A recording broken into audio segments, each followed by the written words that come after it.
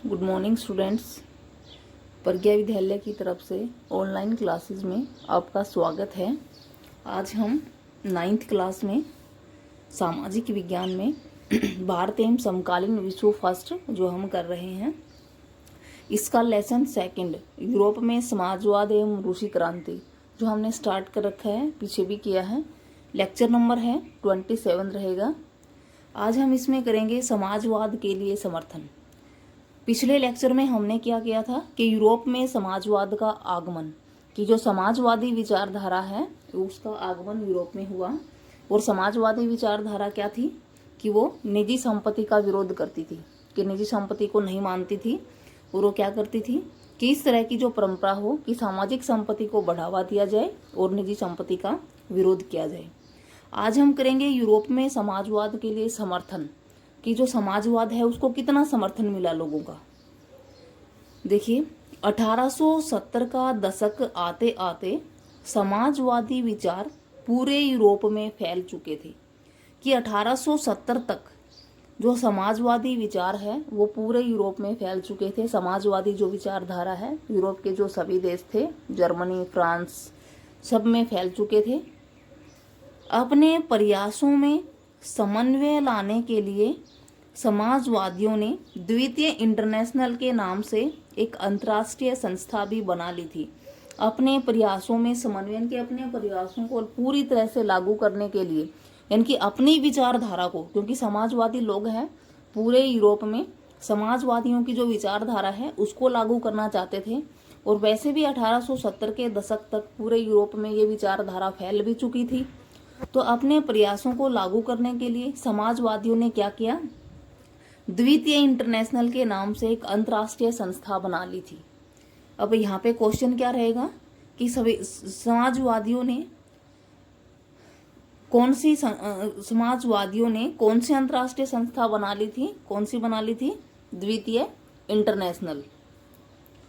उसके बाद है इंग्लैंड और जर्मनी के मजदूरों ने अपनी जीवन और कार्यस्थितियों में सुधार लाने के लिए संगठन बनाना शुरू कर दिया था। कि जो इंग्लैंड और जर्मनी के जो मजदूर थे, क्योंकि समाजवादियों का विचार क्या था कि अगर मजदूरों की स्थिति में सुधार लाना है तो सामाजिक संपत्ति को बढ़ावा दिया जाए और निजी संपत्ति का विरोध किया जाए। क्योंकि जो निजी संपत्तियों के लोग हैं वो पूंजीपति हैं, और पूंजीपति क्या करते हैं, मजदूरों का शोषण करते हैं। तो इंग्लैंड और जर्मनी में जो मजदूर थे उन्होंने अपने जीवन और कार्य स्थितियों में, यानी कि अपनी जो जीवन था उसमें सुधार करने के लिए संगठन बनाना शुरू कर दिया। संगठन क्या होते हैं कि जो सभा इनकी मिलके, जैसे मजदूर हैं सभी मजदूर मिलके अपनी जो संगठन बना लेंगे, अपनी एक जो सभा बना लेंगे, उसको हम क्या कहेंगे, संगठन, मजदूरों का संगठन। संकट के समय अपने सदस्यों को मदद पहुंचाने के लिए इन संगठनों ने कोष स्थापित किए और काम के घंटों में कमी और मताधिकार के लिए आवाज उठाना शुरू कर दिया। अब जो मजदूर लोग थे उन्होंने जो अपने संगठन बनाए, तो जो भी संकट होता था तो संकट के समय ये संगठन क्या करते थे, मदद पहुंचाने के लिए इन्होंने एक राहत कोष भी स्थापित किया।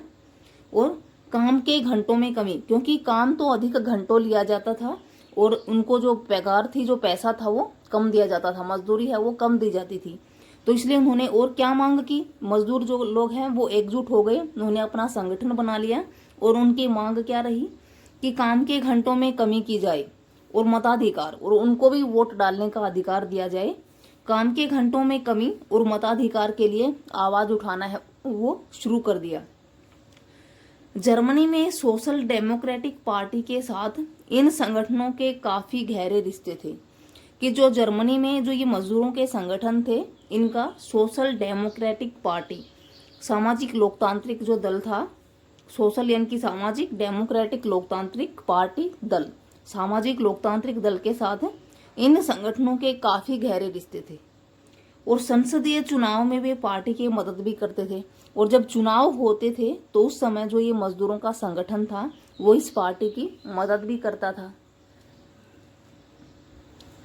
1905 तक ब्रिटेन के समाजवादियों और ट्रेड यूनियन आंदोलनकारियों ने लेबर पार्टी के नाम से अपनी एक अलग पार्टी बना ली थी।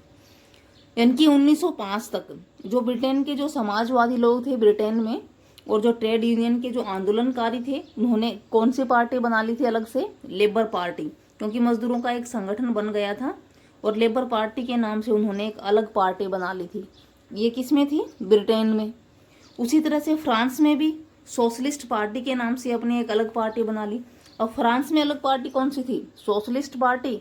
और ब्रिटेन में कौन सी थी? Labour party. इनके अपने अलग अलग दल है वो बना लिए थे आवाज उठाने के लिए।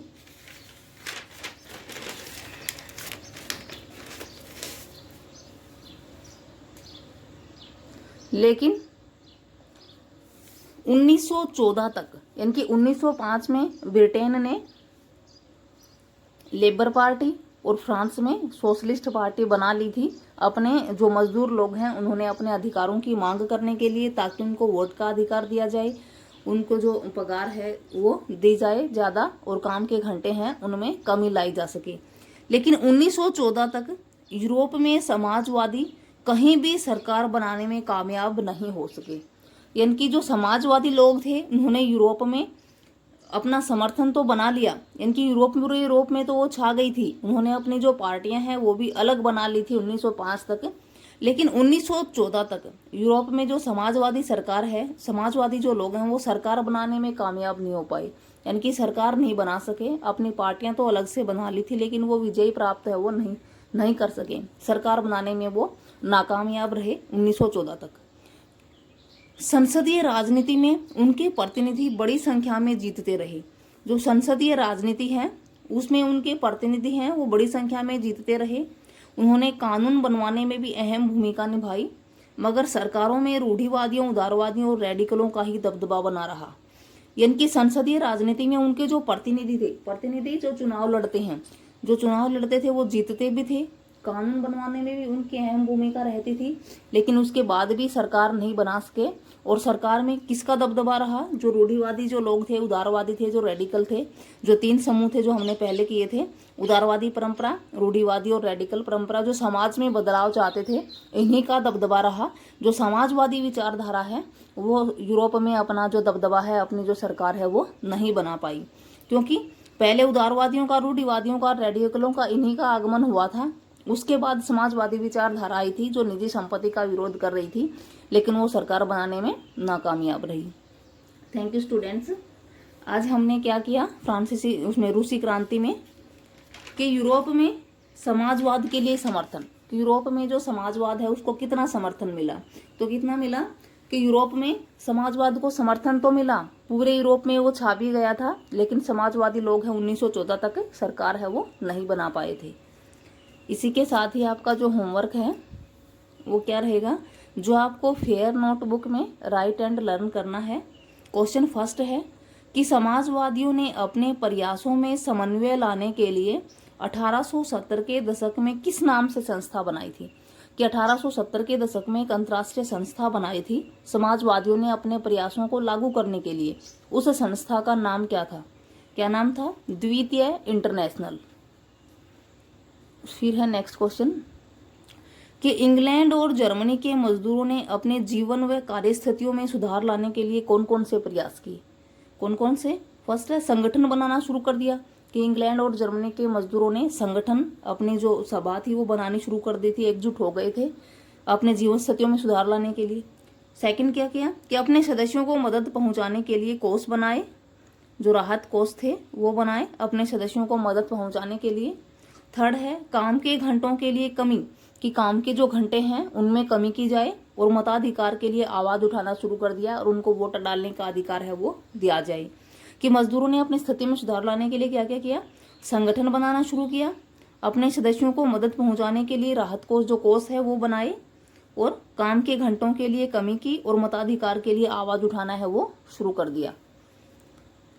नेक्स्ट है इंग्लैंड और जर्मनी दोनों देशों की राजधानियों के नाम बताओ। इंग्लैंड की राजधानी है लंदन और जर्मनी की है बर्लिन। जैसे अभी हमारे जो एग्जाम हुए थे मार्च 2020 में, उसमें पूछ रखा था कि जर्मनी की राजधानी है वो कौन सी है, तो कौन सी है? बर्लिन। फिर है नेक्स्ट क्वेश्चन, 1914 तक यूरोप में समाजवादी कहीं भी सरकार बनाने में सफल क्यों नहीं हो पाई? कारण दीजिए।